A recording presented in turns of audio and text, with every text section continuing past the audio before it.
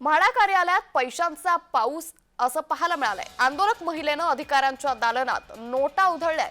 सामान्य मुंबईकरांना स्वस्तात घर देण्याचं काम मागील अनेक वर्षांपासून म्हाडा करतोय।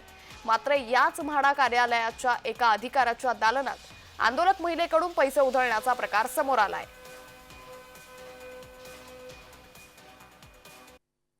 भेटायचं नाही 20 वर्ष माझ नाही। तुम्ही जर ह्या माणसाला जर तुम्ही हात लावलात ना, मी उडी मारणार। हा, मी घरी जाऊन पण विष पिणार। हे पैसे घेऊन आले भीक द्यायला। उमेश वाघ, जॉईंट सीओ म्हाडा। ह्या माणसानी गरीब लोकांना नाही थांबवायचं। सुप्रीम कोर्टाच्या निर्णयाची अवहेलना तुम्ही करताय। ह्या उमेश वाघनी 20 वर्ष गरीब लोकांना घरं दिलेली नाहीयेत। त्याचा रेट ह्या उमेश वाघचा रेट ठरलेला आहे। तुम्हाला कुठे रूम पाहिजे? ह्या उमेश वाघनी म्हाडामध्ये, बँड्रामध्ये म्हाडाच्या इथे एजंट पाळलेले आहेत। कुठे रूम पाहिजे? 1 लाख, 2 लाख, 3 लाख, 10 लाखापर्यंत ह्या उमेश वाघ सीएची पैसे द्यायची एक रक्कम एजंट कडून ठरलेली आहे।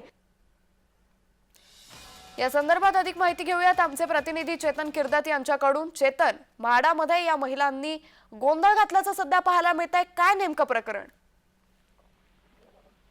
अंकिता, सामान्य मुंबईकरांना स्वस्तात घर देण्याचं काम मागील अनेक वर्षांपासून म्हाडा करत आहे। मात्र याच म्हाडा कार्यालयाच्या एका अधिकाऱ्याच्या दालनात खरं तर हा सर्व प्रकार जो आहे तो समोर आलेला आहे आणि आंदोलक महिला हर्षा लाड यांच्याकडून पैसे उधळण्याचा प्रकार जो आहे तो समोर आलाय। या घटनेनंतर या महिलेला म्हाडा कार्यालयात कार्यरत असलेल्या सुरक्षा रक्षकांनी खरं तर बाहेर काढलं। मात्र हा गौड बंगाल काय आहे याची चर्चा आपण पाहतोय की सध्या म्हाडात रंगताना पाहायला मिळते।